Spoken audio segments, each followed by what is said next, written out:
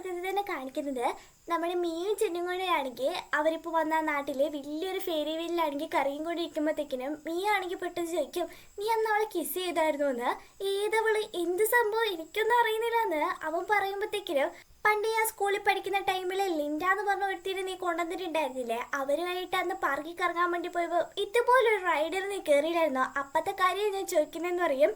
വർഷങ്ങൾക്ക് മുമ്പ് നടന്ന കാര്യമാണ് നീ ചോദിക്കുന്നത്. ഭയങ്കര ലേറ്റ് ആയിട്ടാട്ടോ നീ ഇങ്ങനെ ജലസ് ആവുന്നത്. പോരാഞ്ഞിട്ട് അവളെ എന്തിനാ ഞാൻ കിസ് ചെയ്യുന്നേ? ഇത് കേൾക്കുമ്പോഴാണ് അവക്കൊന്ന് സമാധാനാവുന്നേ. നീ ഒന്ന് കണ്ണടച്ചെന്ന് പറഞ്ഞോണ്ട് അവളാണെങ്കിൽ നേരത്തെ ഒരു ചെയിൻ വാങ്ങാൻ വേണ്ടിയിട്ട് നോക്കി വച്ചില്ലായിരുന്നു. അതാണെങ്കിൽ അവൻ കഴുത്തിലിട്ട് കൊടുക്കാട്ടോ.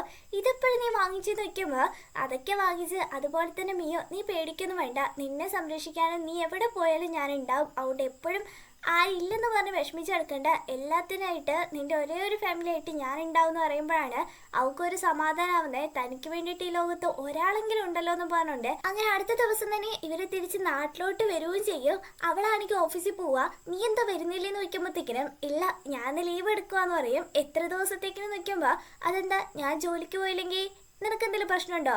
ഹൗസ് ഹസ്ബൻഡായിട്ട് ഞാൻ നിന്നാ നീ എന്നെ നോക്കത്തില്ലേന്ന് വെക്കും. പിന്നെ ഞാനല്ലാതെ എൻ്റെ ഹൗസ് ഹസ്ബൻഡിനെ ആര് നോക്കാനാ? ഇപ്പം നീ വീട്ടിൽ പോയിക്കോന്ന് പറഞ്ഞിട്ട് ബായും പറഞ്ഞ് അവൾ ഓഫീസിട്ട് കയറി പോകുമ്പോഴത്തേക്കിന് ഇവൻ്റെ ഫോണിലാണെങ്കിൽ ഒരു മെസ്സേജ് വരുവേ, നീ ഇതേപോലെ ബിമ്മിനെ ഒരു വഴിയാക്കിയല്ലേ, അതുകൊണ്ട് നിന്നെ ഞാൻ കാണിച്ചു തരാടാ എന്നൊക്കെ പറഞ്ഞുകൊണ്ട് ചെന്നാണെങ്കിൽ എന്നിട്ട് അവൻ്റെ ആ ഗെയിമിംഗ് സെന്ററിലോട്ടാണെങ്കിൽ പോകാൻ വേണ്ടി നിൽക്കുക കേട്ടോ.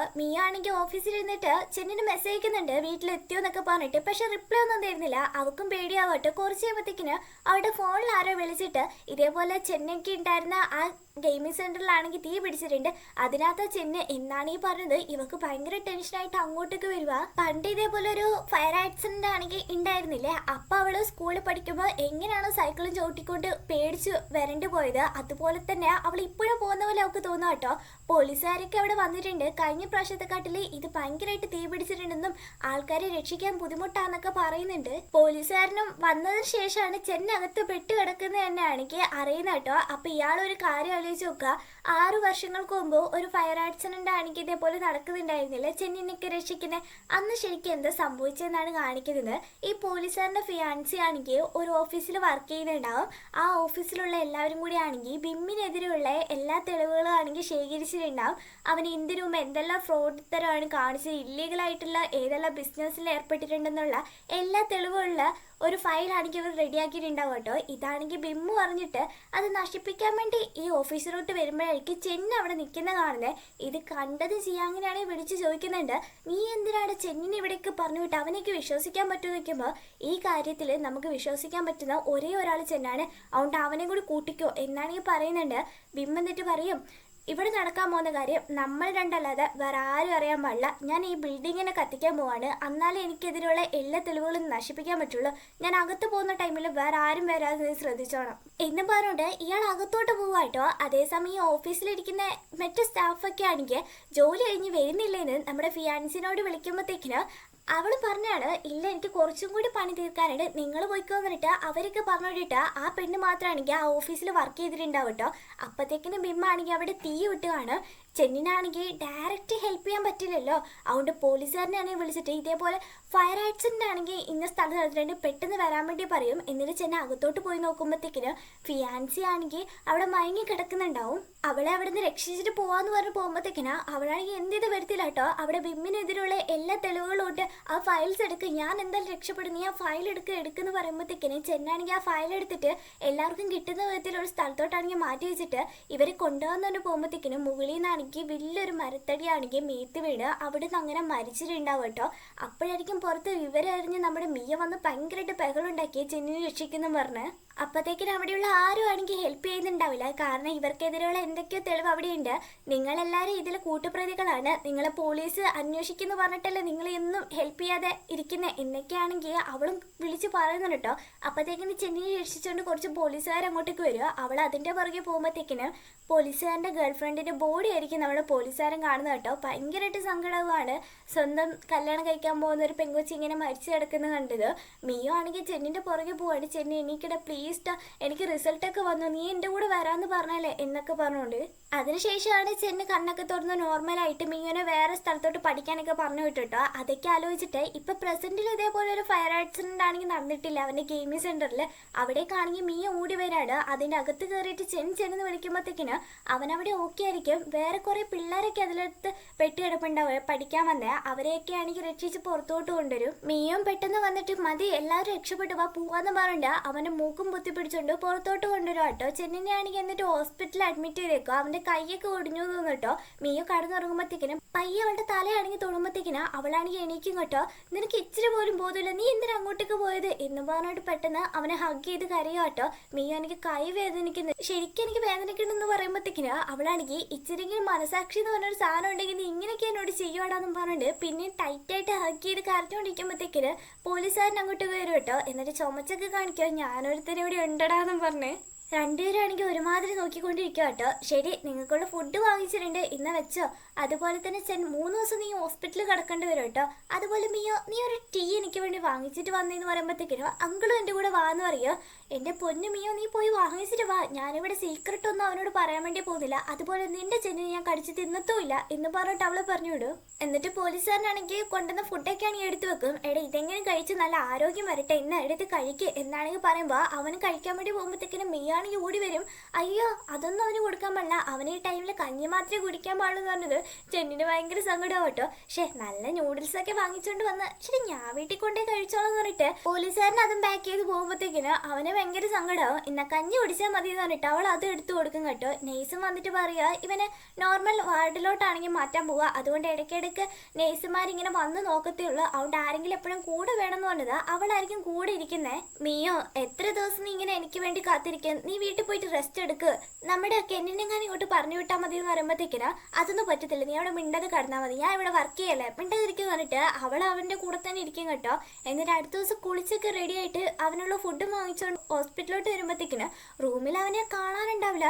ഇനി ഓടിയെങ്ങാനും പോയെന്ന് പറഞ്ഞിട്ട് വാഷ്റൂം തുറന്ന് നോക്കുമ്പോഴത്തേക്കിനും പാവം ചെക്കൻ അവിടെ പല്ല് തേച്ചോണ്ടിരിക്കുകയായിരിക്കും. ഇവള് പെട്ടെന്ന് ഇങ്ങനെ തുറന്നത് എന്താ മീ കാണിക്കുന്നത്, ഞാനിപ്പോ പല്ല് തേക്കുന്നതുകൊണ്ട് രക്ഷപ്പെട്ടു, വേറെ എന്തെങ്കിലും ചെയ്യായിരുന്നെങ്കിൽ എന്തായിരിക്കും സ്ഥിതി, ഒരു പ്രൈവസി എന്ന് പറഞ്ഞ സാധനം നീ എനിക്ക് തരത്തില്ലെന്ന് നോക്കുമ്പോ അത് ഞാൻ വിചാരിച്ചത് ഈ ഹോസ്പിറ്റലിൽ നിന്നൊക്കെ ഓടിപ്പോയിന്ന് അതുകൊണ്ട് പേടിച്ച് ഇങ്ങോട്ടേക്ക് വന്നെന്ന് പറയുമ്പോൾ ശേഷം നീ ഇപ്പോൾ പുറത്തു പോ എനിക്ക് കുറച്ച് കാര്യങ്ങൾ ചെയ്യാണ്ടെന്ന് പറയുമ്പോഴത്തേക്കിനോ അതൊന്നും പറ്റത്തില്ല, ഞാൻ ഇവിടെ തന്നെ നിൽക്കും, നീ കഥക് തുറന്നിട്ട് എന്താണെന്ന് വെച്ചാൽ ചെയ്തെന്ന് പറയുമ്പോഴത്തേക്കിന് എനിക്ക് ഒന്നിനു പോകണം, നീ ഇവിടെ നിന്ന് നോക്കിക്കോന്ന് പറയുമ്പോഴത്തേക്കിന് അവളും പയ്യെ ഒരു കാല് മാത്രമാണെങ്കിൽ ഇടയിൽ വെച്ചത് അവനും കഥ കടയ്ക്കും കേട്ടോ. നീ എവിടെയും പോകാൻ പാടില്ല, ഞാൻ ഇവിടെ തന്നെ ഉണ്ടാവും എന്നാണെങ്കിൽ പറയുമ്പോഴത്തേക്കിനും അവനാണെങ്കിൽ ചിരിക്കും കേട്ടോ. എന്നിട്ട് നൈറ്റ് ഉറങ്ങാൻ നേരത്തെ ഇവളാണെങ്കിൽ വൃത്തി അവനെ ശല്യപ്പെടുത്തിക്കൊണ്ടിരിക്കുക തോണ്ടിക്കൊണ്ട്. നിനക്ക് എന്താടി പ്രശ്നം, എന്തിനാ എന്നെ ഇങ്ങനെ ശല്യപ്പെടുത്തുക, നീ എന്നെ നോക്കാൻ വന്നതോ അതോ എന്നെ ഉപദ്രവിക്കാൻ വന്നതോ, അത് പിന്നെ നിന്റെ ബെഡ്ഷീറ്റ് ഉണ്ട് താഴെയൊക്കെ വീഴുന്നു, മഴയൊക്കെ എടുത്ത് പുറക്കി. മിയോ ഇപ്പൊ തന്നെ നിന്റെ അവസ്ഥ ഭയങ്കര ഗുരുതരാവസ്ഥയിലാണ്, കാരണം ഉറങ്ങാതെ ഇവിടെ എനിക്ക് വേണ്ടി കാത്തിരുന്ന് നിനക്ക് ശരിക്കും ഭ്രാന്തായി എന്ന് പറയുമ്പോഴത്തേക്കിന് അവളാണെങ്കിൽ എനിക്ക് വട്ടൊന്നായിട്ടില്ല എന്ന് പറയും. എന്നാൽ പിന്നെ നീ അവിടെ തറയിൽ കിടക്കണ്ട, ഞാൻ അവിടെ കിടന്നോളാം, നീ ഇവിടെ കിടന്നു ബെഡിൽ കിടന്നു എന്ന് പറയുമ്പോഴത്തേക്കിന് എന്തിനാ അങ്ങോട്ടും ഇങ്ങോട്ടും മാറി കിടക്കുന്നത്, നമുക്ക് ഒരുമിച്ച് കിടന്നാൽ പോരെന്ന് പറഞ്ഞിട്ട് അവള് കിടന്നിട്ട് കെന്നിനെ വരെ നീ കൂട്ടത്തിൽ നിർത്ത്, എന്നോട് നീ ഒരു സഹായം പോലും ചോദിക്കത്തില്ലല്ലോ, സോറി നിനക്ക് ടയേർഡ് ആവുമെന്ന് വിചാരിച്ചിട്ടല്ലോ നിന്നോട് പോകാൻ പറഞ്ഞേ, ഇനി ഞാൻ അങ്ങനെയൊന്നും പറയത്തില്ല എന്നാണീ പറയുമ്പോഴത്തേക്കിനോ ഒരു കാര്യം മാത്രം നീ മറക്കണ്ടേ, നമ്മൾ രണ്ടും ഒരു ഫാമിലിയാ എന്നാണീ പറഞ്ഞത് അവന് ഓക്കെ എന്ന് പറയും കേട്ടോ. അങ്ങനെ അടുത്ത ദിവസം തന്നെ ഡിസ്ചാർജ് ആയി വീട്ടിലോട്ട് വരും. വീട്ടിലൊരു ടേബിൾ ആണെങ്കിൽ കടന്ന് ആടിക്കൊണ്ടിരിക്കുക. മീയോ എന്തെങ്കിലും ഇതിന്റെ താഴെ വെക്കാനൊന്ന് കൊണ്ടുവന്നെന്ന് പറയുമ്പോഴത്തേക്കിന് അവന്റെ സിഗരറ്റിന്റെ ഒരു ബോക്സ് ആണെങ്കിൽ കൊണ്ടു കൊടുക്കുക. അതിൽ സിഗരറ്റ് എടുത്ത് അവൻ കളഞ്ഞിട്ട് ബോക്സ് മാത്രം എടുത്ത് വെക്കുക കേട്ടോ. അപ്പൊ ഈ പുകവലിയെല്ലാം നിർത്തി നോക്കുമ്പോൾ നീ ഇവിടെ വന്നപ്പോൾ തൊട്ട് പയ്യെ ഞാൻ ആ ശീലങ്ങളൊക്കെ അങ്ങ് ഉപേക്ഷിച്ചു. ടേബിളിലാണെങ്കിൽ അവൻ ഒരുപാട് ഫുഡൊക്കെ ഉണ്ടാക്കി വെച്ചിട്ടുണ്ട്, ഇതൊക്കെ ആര് കഴിക്കാനാന്ന് നോക്കുമ്പോൾ നീ ഒരുപാട് തിന്നത്തില്ലേ, നീ ഇത് കഴിച്ച് തീർക്കില്ലെന്ന് നോക്കുമ്പോഴത്തേക്കിനും ഞാനിപ്പോൾ അങ്ങനെ ഒരുപാട് കഴിക്കാറൊന്നുമില്ല എന്ന് പറയും. അപ്പോൾ നീ ആ ശീലങ്ങളൊക്കെ അങ്ങ് ഉപേക്ഷിച്ചു എന്ന് വെച്ചിട്ട് അവരെ കളിയാക്കും. എന്നിട്ട് രണ്ടുപേരും കൂടി ആണെങ്കിൽ പ്രാർത്ഥിക്കുക കേട്ടോ. അവൻ എന്തോ കാര്യമായിട്ട് പ്രാർത്ഥിക്കുന്നുണ്ടത്, നീ എന്താ പറഞ്ഞേന്ന് നോക്കിയോ, അതൊന്നും പറയാൻ പറ്റില്ല എന്ന് പറഞ്ഞിട്ട് അകത്തോട്ട് പോകുമ്പോഴത്തേക്കിന് അവൻ കൊടുത്ത ആ കമ്മലായിരിക്കും ഇവിടെ ഇട്ടത്. ആഹാ ഇന്ന് ഞാൻ തന്ന കമ്മലൊക്കെയാണല്ലോ ഇട്ടേക്കുന്നത് ചോദിക്കുമ്പോൾ കമ്മൽ മാത്രമല്ല മാലയും ഞാൻ അത് തന്നെയാണ് ഇട്ടേക്കുന്നത്, നിന്നോട് കാര്യം പറയട്ടെ, നീ എന്താ പ്രാർത്ഥിച്ചതിനോട് പറയുകയാണെങ്കിൽ നിന്നെ ഞാൻ കിസ് ചെയ്യുന്ന പറയുമ്പോഴത്തേക്കിനും പ്രത്യേകിച്ചൊന്നല്ല നീ ഞാൻ എപ്പോഴും ഒരുമിച്ചിരിക്കണം എന്നാന്ന് പറയുമ്പോഴത്തേക്കിനും അവളും കിസ് ചെയ്യുക കേട്ടോ. അതേമ്പോഴത്തേക്കിനും അവൻ്റെ ദേഹത്തെ മുറിവൊക്കെ കണ്ടിട്ട് നീ ഒരുപാട് വേദനകൾ സഹിച്ചിട്ടുണ്ടാവല്ലേ എന്ന് പറയുമ്പോഴത്തേക്കിന് ഇപ്പം എനിക്കിതൊന്നും വേദനയേ അല്ല, ഇതിൻ്റെ വേദനയൊക്കെ പണ്ടേ മറന്നുപോയി, ഇതിന്റെ വേദനയ്ക്ക് പണ്ടേ തന്നെ മാഞ്ഞു പോയതാണ്. അതുപോലെ നിന്നെ ഞാൻ കോളേജിൽ പഠിക്കാൻ വേണ്ടിയിട്ട് പറഞ്ഞയച്ചില്ലായിരുന്നോ? അതിനുശേഷം ആ ബിമ്മാണെങ്കിൽ എന്നെ തട്ടിക്കൊണ്ടുപോയി. അവിടുന്ന് ഞാൻ ഒരുപാട് അനുഭവിച്ചിട്ടുണ്ട്. അതിനുശേഷം അവനാണെങ്കിൽ എന്നെ വേറെ ഏത് നാട്ടിക്കൊണ്ട് ഉപേക്ഷിച്ചിട്ട് പോയി. അവിടെ ഞാൻ ഒരുപാട് അനുഭവിച്ചിട്ടുണ്ട്. പഴയതൊക്കെ ഞാൻ മറക്കാൻ ആഗ്രഹിക്കുന്നത് എന്നൊക്കെ പറഞ്ഞ് വിഷമിക്കുമ്പോഴത്തേക്കിന് അവള് സമാധാനിപ്പിക്കും കേട്ടോ. എന്നിട്ട് അന്നത്തെ ദിവസം രണ്ടുപേരാണെങ്കിൽ ഒന്നിച്ചാണ് നിൽക്കുന്നത്. രാവിലെ അവളെ എണീച്ച് നോക്കുമ്പോഴത്തേക്കിന് അടുത്ത് ചെന്ന ഉണ്ടാവില്ല കേട്ടോ. നീ അപ്പത്തേക്കിന് പോയോ എണീച്ച്? ഗുഡ് മോർണിംഗ് പോലും പറയാൻ നിന്നില്ലെന്ന് നോക്കുമ്പോഴത്തേക്കിനോ എനിക്ക് ഒന്ന് ഷേവൊക്കെ ചെയ്യാനുണ്ടായിരുന്നു. അതിനാന്ന് പറയുമ്പോഴത്തേക്കിനോ അന്ന് ഞാൻ ചെയ്തു തരാന്ന് പറഞ്ഞിട്ട് അവക്കാണെങ്കിൽ എത്തുന്ന പോലില്ല. അവളെ പിടിച്ചിട്ടിട്ട് ഇപ്പൊ ഓക്കെ അല്ലേന്ന് നോക്കിയോ, ഇത് നോക്കിയൊക്കെ നീ എന്റെ സ്വത്ത് അത് മറക്കണ്ടെന്ന് പറയുമ്പോ ഓക്കെ വേണമെന്ന് പറയും. എന്നിട്ട് രണ്ടുപേരും കൂടി ആണെങ്കിൽ ജോഗിങ് എനിക്ക് പോകുന്നുണ്ട്. അതേസമയം ജയാങ്ങിന്റെ ഫാക്ടറിക്കാരാണെങ്കിൽ കുറെ എന്തൊക്കെയോ കടത്തുന്നില്ലേ. അപ്പൊ ആ വണ്ടിയൊക്കെ ഓടിക്കുന്ന ആൾക്കാരൊക്കെ ആണെങ്കിൽ ഇപ്പോൾ ഓരോരുത്തരുന്ന് ഫുഡ് കഴിക്കാം കേട്ടോ. അവരും പറയാണ് എന്തൊക്കെയാണ് ഇവിടെ നടക്കുന്നത്, നമ്മൾ ആ പാർട്സിലൊക്കെ കയറ്റി അയക്കുന്നുണ്ട്, നമ്മൾ ഓരോ നാട്ടിൽ ആരും കാണാതെ ജീവിക്കേണ്ട അവസ്ഥയായി എന്ന് പറയുമ്പോഴത്തേക്കിന് ചീഫ് മാനേജറും വന്നിട്ട് പറയാണ് ഇത് നോക്കിക്കേ കുറച്ച് പൈസ ഉണ്ട്, അതും വെച്ച് നിങ്ങൾ എവിടെയെങ്കിലും പോയിക്കോ, ആരെയും കണ്ണിപ്പെടാതെ എന്നൊക്കെയാണേ പറയും.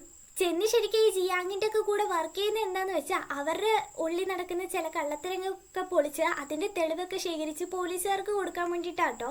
മിയ എന്തൊക്കെ തീരുമാനം എടുത്തിട്ട് ബോസിനോട് പറയുന്നുണ്ട് ഇത് അടുത്ത ഘട്ടത്തിലോട്ടാണെങ്കിൽ കൊണ്ടുപോകണം. അതുകൊണ്ട് എന്നാണെങ്കിൽ പറയുമ്പോഴത്തേക്കിനും നീ എന്ത് വേണമെങ്കിലും ചെയ്തോ, എപ്പോഴും സപ്പോർട്ടിന് ഞാൻ ഉണ്ടാവും എന്നൊക്കെയാണെങ്കിൽ പറയുന്നുണ്ട്.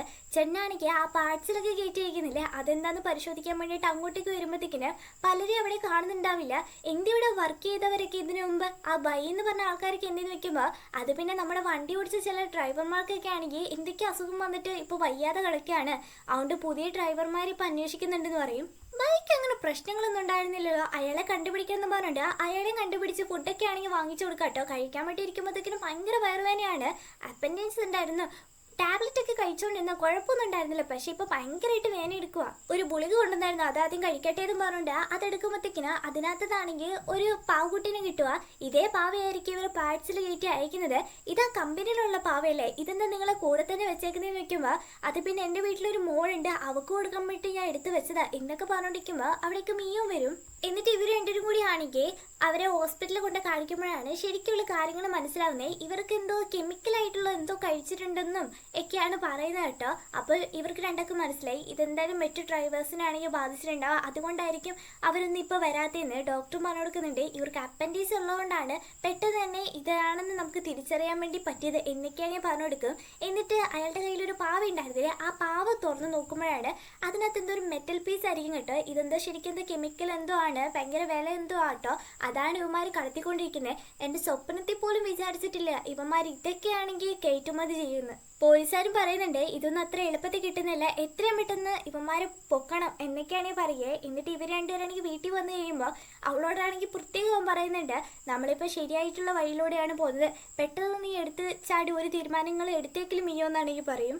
ഇവർക്ക് രണ്ടുപേർക്ക് ഇപ്പോൾ ശരിക്കും കാര്യങ്ങളൊക്കെ മനസ്സിലായില്ല. ഇവരാണെങ്കിൽ ആ പാവയ്ക്കുള്ളിൽ ഈ സാധനങ്ങളൊക്കെ കയറ്റിയിട്ട് ഒരു നമ്പർ പ്ലേറ്റിൽ ഒരു വണ്ടീനെയാണെങ്കിൽ കടത്തി വിട്ട് ചെക്ക് പോസ്റ്റ് ഒക്കെ കഴിഞ്ഞ് കഴിയുമ്പോഴത്തേക്കിനും വേറൊരു നമ്പർ പ്ലേറ്റ് വെച്ചിട്ടാണ് ഇവന്മാർ ശരിക്കുള്ള ഡെലിവറി അത് ചെയ്യുന്നത് തന്നെ. അവനോടാണെങ്കിൽ മീ പ്രത്യേകം പറയും കേട്ടോ നീ ഇതിൽ ഇടപെട്ടാൽ ശരിയാവില്ല, എന്തായാലും പോലീസ് കേസാവും പറഞ്ഞിട്ടോ. എന്നിട്ട് അവനോടാണെങ്കിൽ പറയും നീ ഇന്ന് എവിടെയെങ്കിലും പോകാണ്ട് എൻ്റെ കൂടെ തന്നെ എന്നാൽ മതി എന്നിട്ട് രണ്ടുപേരും എനിക്ക് ഒരുമിച്ച് എടുക്കുക. അവളാണെങ്കിൽ ഇങ്ങനെ വാത്തോരാതെ സംസാരിച്ചോണ്ടിരിക്കുക കേട്ടോ. അപ്പം അവൻ പെട്ടെന്ന് അടുത്തോട്ട് വന്നതും ശരി ഇതിനായിരിക്കും പറഞ്ഞിട്ട് അവൾ റെഡി ആകുമ്പോഴത്തേക്കിനും അവനാണെങ്കിൽ ലൈറ്റ് ഓഫ് ആക്കിയിട്ട് മിണ്ടത് ഇവിടെ കടന്നോളെന്ന് പറയുമ്പോഴത്തേക്കിനും അവളങ്ങ് പിണങ്ങി തിരിഞ്ഞു കിടക്കുക. അവനാണെങ്കിൽ ചിരിയാണ് വരുന്നത്. അങ്ങനെ അടുത്ത ദിവസം ഫാക്ടറിയിൽ ഡെലിവറി ചെയ്യാനുള്ള ടൈമായിട്ടോ. അതുകൊണ്ട് മറ്റു ഡ്രൈവേഴ്സൊക്കെ വന്നോന്നൊക്കെ ആണെങ്കിൽ ചീഫ് മാനേജർ ചോദിക്കുക. അപ്പോൾ ഈ ബൈ എന്ന് പറഞ്ഞ അയാളുടെ കാറും വെച്ചിട്ടാണെങ്കിൽ എന്തൊക്കെയോ ഡെലിവറി ചെയ്യുന്നുണ്ട്. ഇതാണെങ്കിൽ ചെന്നി മീയും കൂടി ആണെങ്കിൽ പോലീസിനെ അറിയിക്കും കേട്ടോ. എന്നിട്ട് ഇവനെ പിടിക്കുമ്പോഴത്തേക്കിന് ചെന്നിനെ കെട്ടതും പറയാണ് നീ ആണല്ലേടാ ആ ദ്രോഹി, ഞങ്ങളുടെ കൂട്ടത്തിൽ തന്നെ നിന്നിട്ട് ചതിക്കുന്നത്, നീ ആ ബിമ്മിനെ പെടുത്തി ഇപ്പൊ ജിയാങ്ങിന്റെ കൂടെ നിന്നിട്ട് അയാളെ ചതിക്കാല്ലേ എന്നൊക്കെയാണെങ്കിൽ വിളിച്ച് പറയുന്നുണ്ട്. അപ്പോൾ അവിടേക്കാണെങ്കിൽ ജിയാങ് വന്നിട്ട് മിയോനെയും ചെന്നിനാണെങ്കിൽ തൻ്റെ കൂടെ വാന്ന് പറഞ്ഞ് നിർബന്ധിച്ച് ഒരു ഗെയിമിംഗ് സെന്ററിലോട്ടാണെങ്കിൽ കൊണ്ടുപോകാം കേട്ടോ. എന്നിട്ട് ഒരു പെൺകുട്ടീനെ കാണിച്ചിട്ട് ഇവിടെ ആരാന്ന് നിനക്ക് ഓർമ്മയുണ്ടോന്ന് ചോദിക്കുമ്പോഴത്തേക്കിനും ചെന്നും പറയാണ് ആദ്യമായിട്ട് ഈ ക്ലബ്ബിൽ വന്നപ്പോൾ ഈ പെൺകുച്ചിനെ തോൽപ്പിച്ചിട്ടാണ് നിങ്ങളുടെ ടീമിൽ തന്നെ ഞാൻ ജോയിൻ ചെയ്തത്, അത് ഞാൻ ഈ ഗെയിം ജയിച്ചോണ്ടല്ലേ നിങ്ങൾ എന്നെ കൂട്ടത്തിൽ കൂട്ടിയേ എന്നാണെങ്കിൽ ചോദിക്കുമ്പോൾ നീ പറഞ്ഞേക്ക് കറക്റ്റാണ്, ഇപ്പം ഇവക്ക് നിന്റെ കൂടെ ഒരു മാച്ച് കളിക്കണം എന്നാണ് പറയുന്നത്. എന്താ നീ റെഡിയാണോ നോക്കിയുമ്പോൾ പിന്നെന്താന്ന് പറഞ്ഞിട്ട് നീയും ചെന്നാണെങ്കിൽ ഒരു ടീമായിട്ട് അവർക്കെതിരെ കളിക്കാം കേട്ടോ. പക്ഷെ ഇവർ തോറ്റുവും. ശരി ഞങ്ങൾ തോറ്റില്ലേ, ഞങ്ങൾ വീട്ടിൽ പോകുമെന്ന് പറഞ്ഞിട്ട് അവനങ്ങ് പോവുകയും ചെയ്യും. അപ്പം ജിയാങ്ങും പറയാണ് കണ്ടില്ല അവൻ മനഃപൂർവ്വം തോറ്റതാണ്. എന്തിനാണെന്നറിയോ, പണ്ട് അവൻ ജയിച്ചാൽ അവന് നഷ്ടമാവാൻ വേണ്ടിയിട്ട് ഒന്നും ഉണ്ടായിരുന്നില്ല.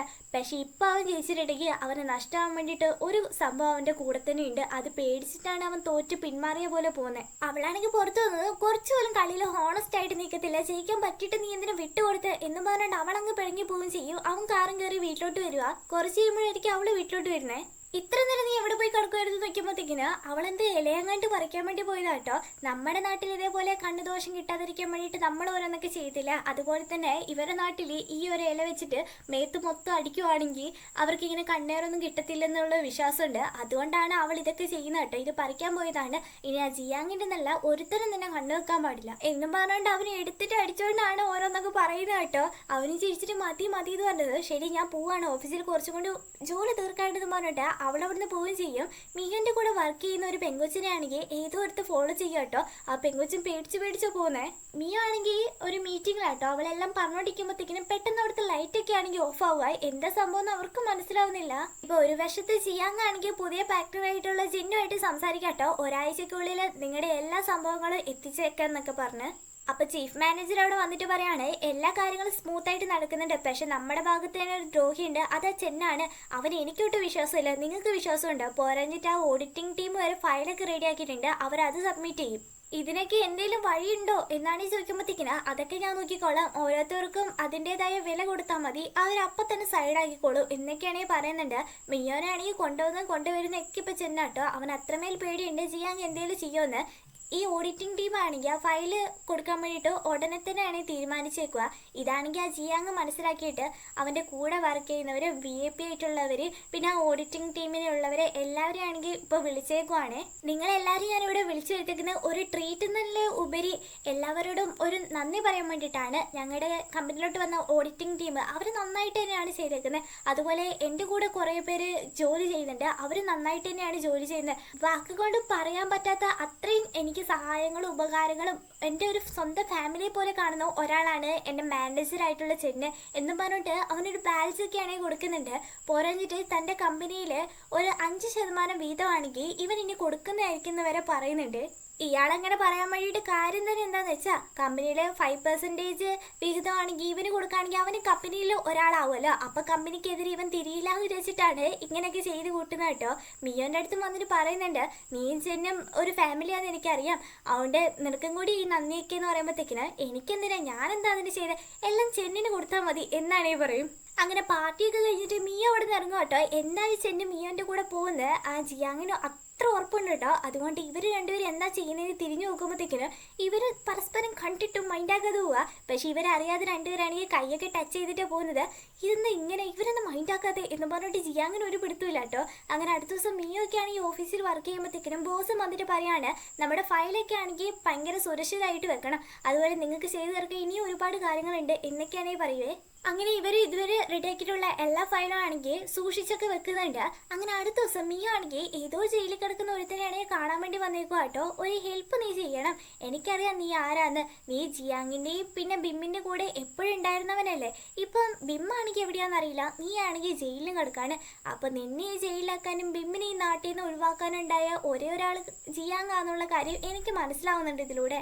അതുകൊണ്ട് ജിയാങ്ങിനെ നിനക്ക് എന്തെങ്കിലും ചെയ്യണം, പ്രതികാരമൊക്കെ ചെയ്യാൻ ആഗ്രഹിക്കുന്നുണ്ടെങ്കിൽ എന്നിലൂടെ വേണമെങ്കിലും അത് ചെയ്തു തീർത്തോ. അല്ല നിനക്ക് ഈ ജയിലിൽ അവസാനം വരെ ഒരു പ്രതികാരം ചെയ്യാതെ ഇങ്ങനെ കടന്ന് ചാവാൻ ആഗ്രഹമെങ്കിൽ അത് ചെയ്യാന്ന് പറയുമ്പോഴത്തേക്കിനും ഇയാളും പറയാൻ തുടങ്ങാണ് ബിമ്മിനാണെങ്കിൽ ഇവിടെ പണ്ട് ഒരു റെസ്റ്റോറൻ്റ് ഒക്കെ ഉണ്ടായിരുന്നു, അതുകൊണ്ട് അയാൾ ഈ നാട്ടിൽ പോയാൽ ഈ ജോലി തന്നെ ചെയ്യാനായിരിക്കും സാധ്യത കൂടുതൽ, അതുകൊണ്ട് ഇന്ന നാട്ടിലായിരിക്കും അയാൾ ഉണ്ടാവുക എന്നൊക്കെയാണെങ്കിൽ ഇവനായിട്ട് എന്നെ ബിമ്മുള്ള സ്ഥലങ്ങളൊക്കെ ആണെങ്കിൽ പറഞ്ഞു കൊടുക്കും. അങ്ങനെ ഇതും കേട്ടിട്ട് അവൾ അവിടെ നിന്ന് ഇറങ്ങുമ്പോഴത്തേക്കിനും പോലീസുകാരനും ഉണ്ടാവേ. മോളെ എന്തായി എന്തെങ്കിലും കിട്ടിയെന്ന് വയ്ക്കുമ്പോഴത്തേക്കിനും ആ ചെറിയ ചെറിയ കാര്യങ്ങളൊക്കെ അവൻ പറഞ്ഞിട്ടുണ്ട്, പക്ഷെ അത് വിശ്വസിക്കാൻ പറ്റുമെന്ന് എനിക്കറിയില്ല, ഇപ്പം എനിക്കൊരു ചെറിയ ജോലിയുണ്ട് എന്നും പറഞ്ഞുകൊണ്ട് അവൾ അവിടെ നിന്ന് പോവുകയും ചെയ്യും. അതോടെ എപ്പിസോഡ് കഴിയുക. അടുത്ത എപ്പിസോഡായിട്ട് ഇത്രയും പെട്ടെന്ന് തരാം. അതുവരെ ബൈ ബൈ.